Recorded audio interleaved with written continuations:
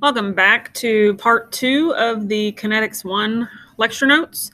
So we left off talking about how you can write what's called a rate law based off the rate of disappearance of the reactants using this generic formula where you write rate, or R, equals K, and this is a lowercase k, typically written as kind of a cursive or italicized thing, times the concentration of the first reactant raised to a power multiplied by the concentration of the second reactant raised to a different power, where those two powers correspond to something called a reaction order. And that's where we're going to pick up now.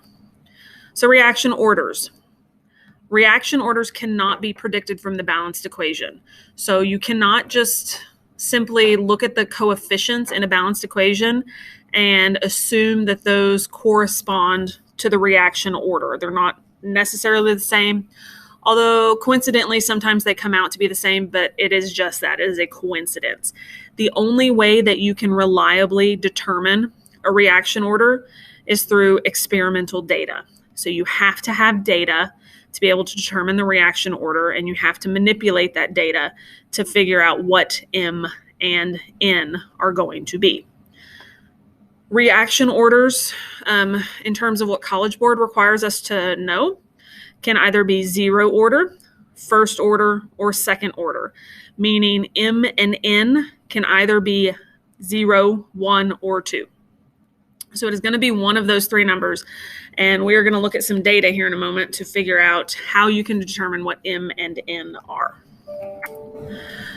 Before we do that, though, let's kind of give a definition and some context to what it means to be zero order.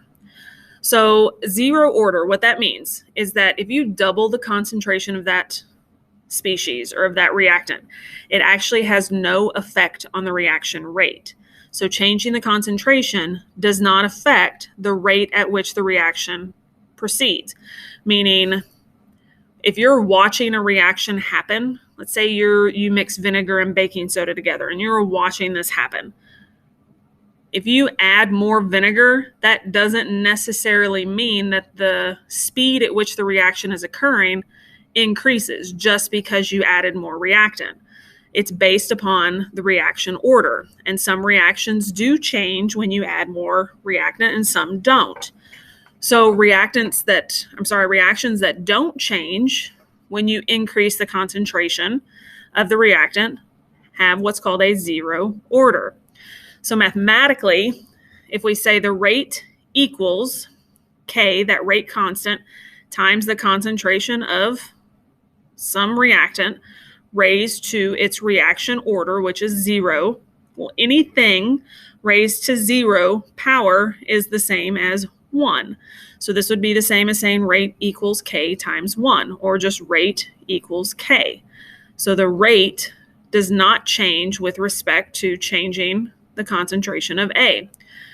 Looking at it from a doubling perspective, again, if rate equals K times a doubling of the concentration of A, but this is still raised to the 0 power, it is still rate equals K, or rate equals that rate constant. So zero order reactions do not change if you change the concentration of the reactant. So when we look at a plot, like what this looks like graphically, let's say I have this compound. This is a hydrocarbon that has hydroxide on it. And this thing reduces down or changes to this guy plus hydrogen gas released. If I plot how this reactant changes with respect to time, I get a straight line. I do not get a curved line. So a straight line tells me that the slope of this line, or the rate of this line, is not changing. As concentration changes, so as concentration changes across a period of time, the slope, and remember slope is rise over run, so rise is how concentration changes with respect to the run or time, it doesn't change. I have a straight line. There's no curve to this line at all. So if you get a straight line when you plot concentration versus time, then you know you have a zero order reaction because there's no change in this rate. So what about first order reactions? If I double the concentration of that species or that reactant, it does cause a doubling in the reaction rate. So let's look at it kind of mathematically. If rate equals rate constant times concentration of reactant A raised to the first power, because we're saying this is a first order reaction. And then if I call that concentration of A variable X, so I can multiply by something that's actual, got like a number to it. X raised to the first power just is X, so the rate equals rate constant K times X. And that's fine. Now let's look at what happens if you actually double A or you double X. Rate equals K times 2X.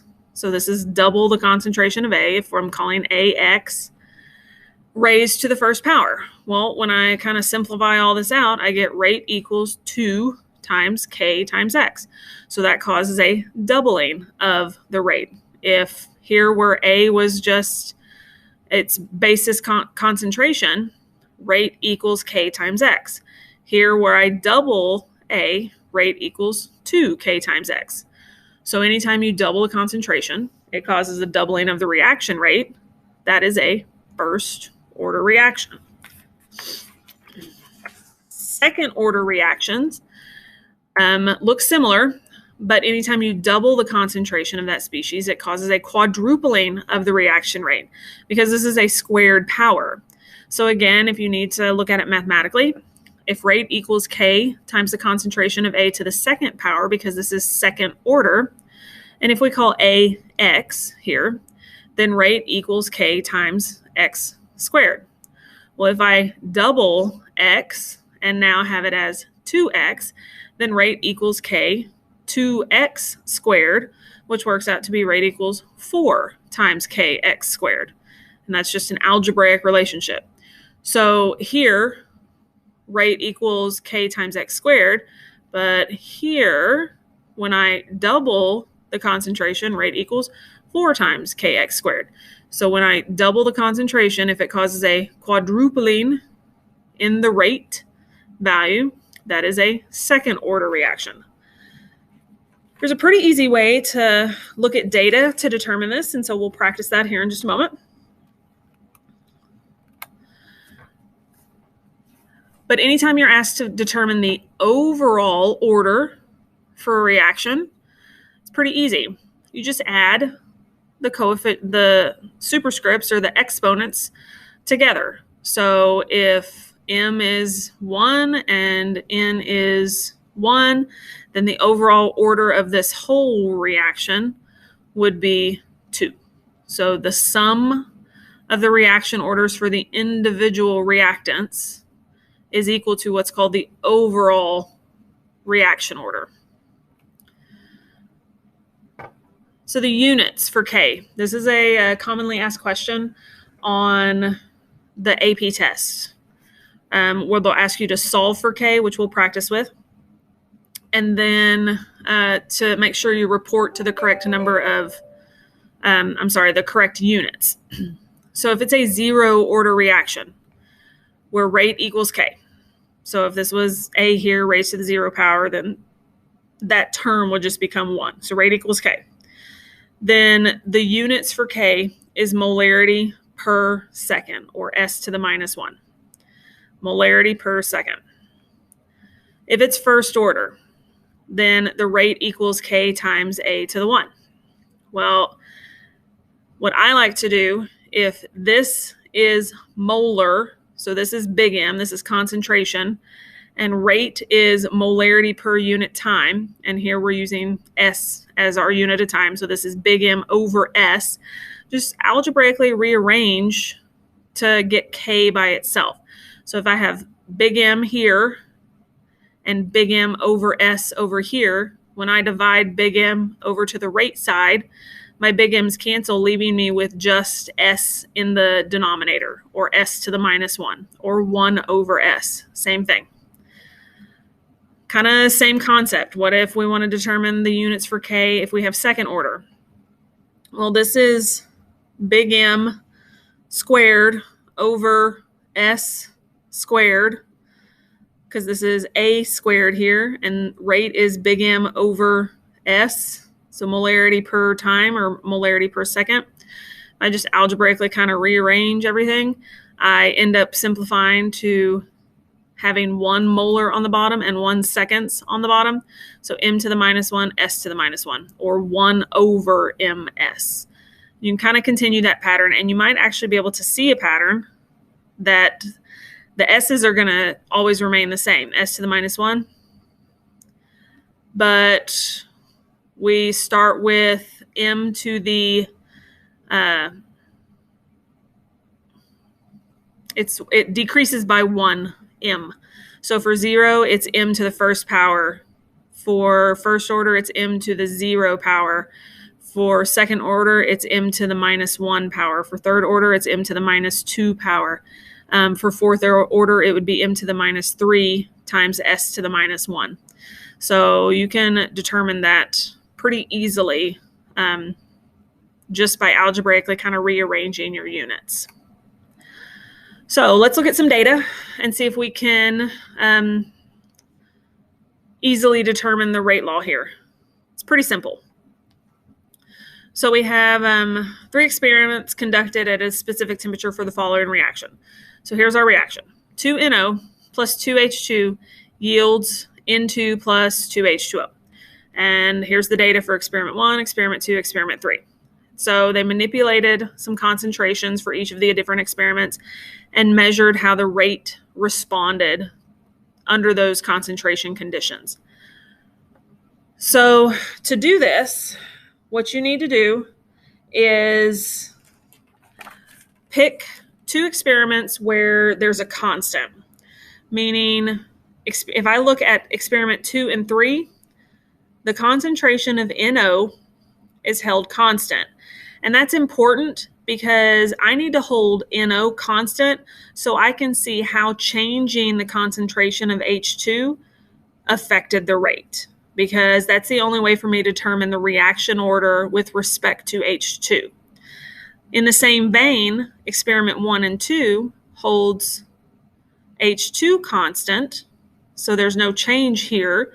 So now I can see how altering the concentration of NO affects the rate. And so I have to do that for both of these to see how the rate is affected. And then from that, I can determine what the reaction orders are. So if I compare experiment 1 and 2, I can just simply write the rate law with some variables in it. So rate 1 for experiment 1 is equal to K times NO for experiment 1 raised to the N power, because we don't know what that is yet, times H2 from experiment 1 raised to the M power.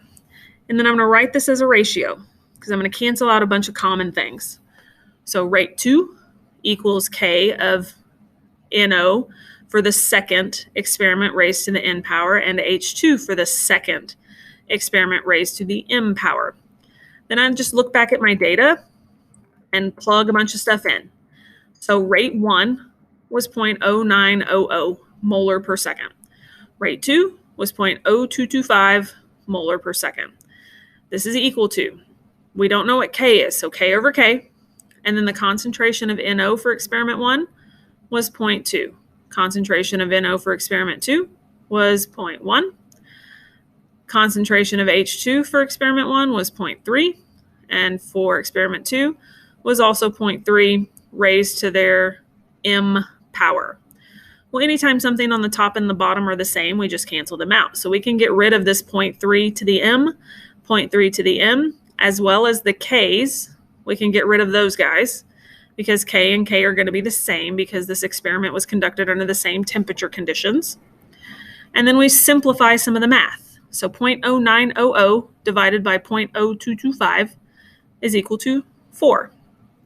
And then we end up with 0.2 divided by 0.1, both of which raised to the n power, which is 2 raised to the n power.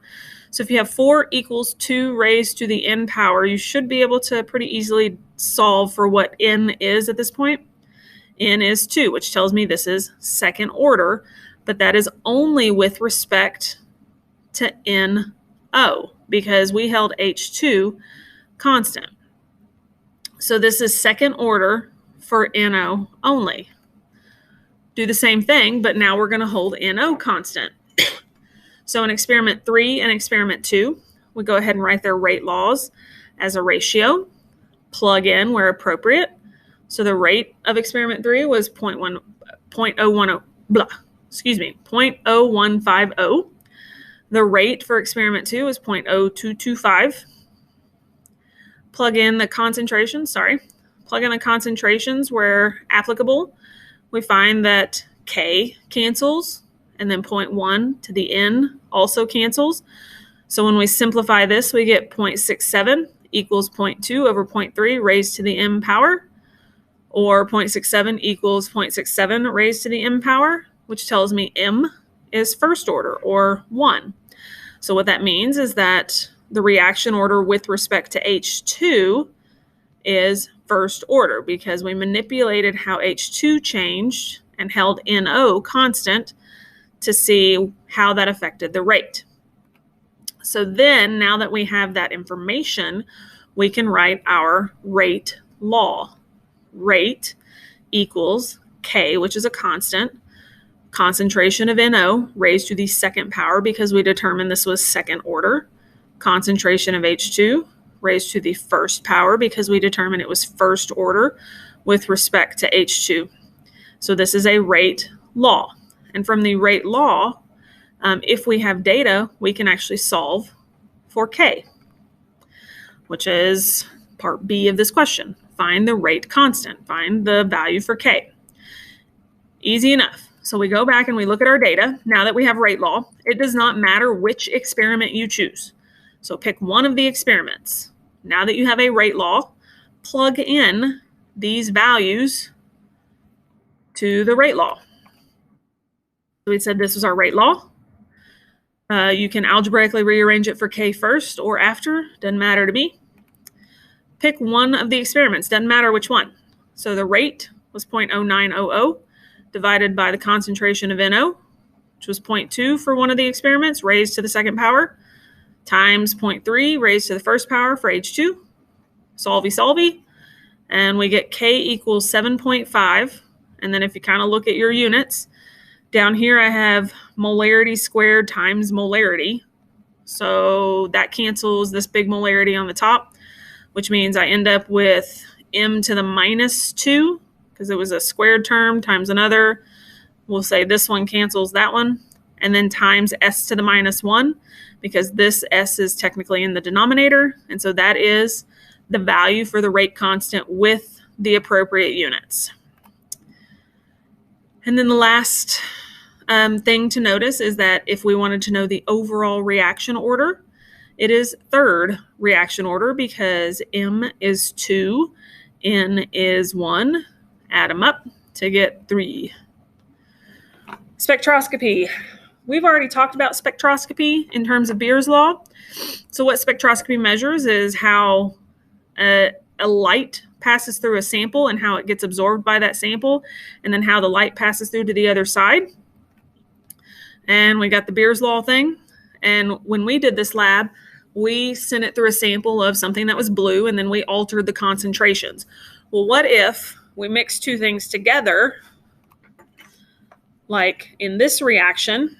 So I mix B with C, and B is colorless, C is green, but the chemical reaction of these two things reacting together produces D and E, and the green color gradually fades over a period of time. We can still use our spectroscopy and our colorimeter to measure how that color changes, but instead of doing what we did, where we calculated it based on a change in concentration, we're going to calculate based on how the color fades over a period of time. So we can measure how absorbance changes with time using the colorimeter and determine the rate law the same way we would if I had just given you data. So again, here are 3 separate experiments where we have manipulated concentration data of reactant B and C. So in experiment 1, we start with 0.1 molar of B and 0.1 molar of C. Experiment 2, we keep B as 0.1 molar, but we double the concentration of C to 0.2. And in experiment 3, we return C to 0.1 molar and double the concentration of B to 0.2 to see how this affects the absorbance, how absorbance changes with respect to time. And so when we do that, we get these little graphs. So first we want to do is find A for the colored reactant. So just using Beer's law, big A equals little ABC. Rearrange. We know that the absorbance is 1 for where, let's see.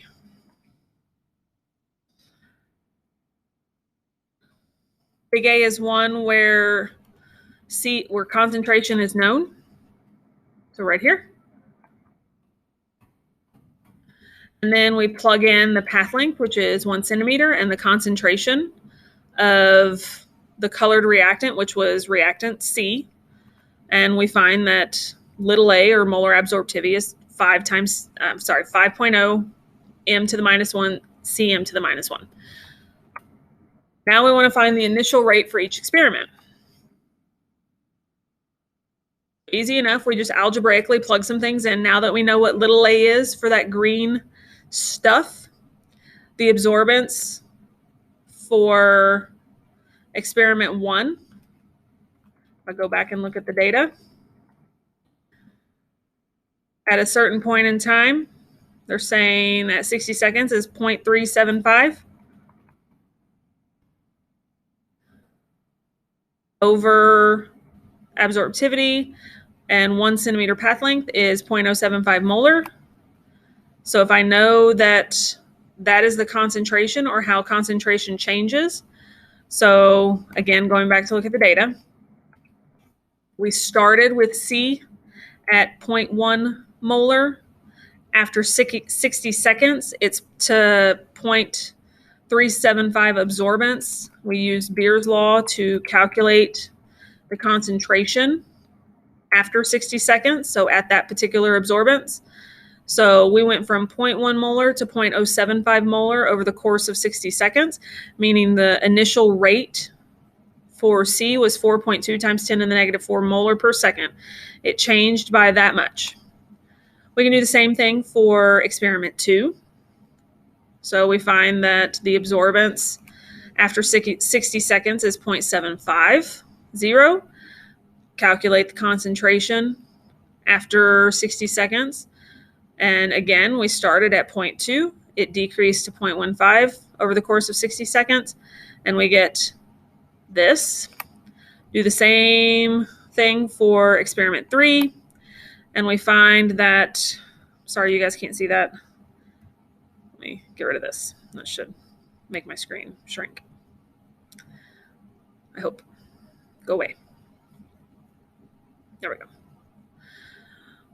This number down here is the same as this one, 8.3 times 10 to the negative 4 molar per second. So that is another way where you can determine the rate of change with respect to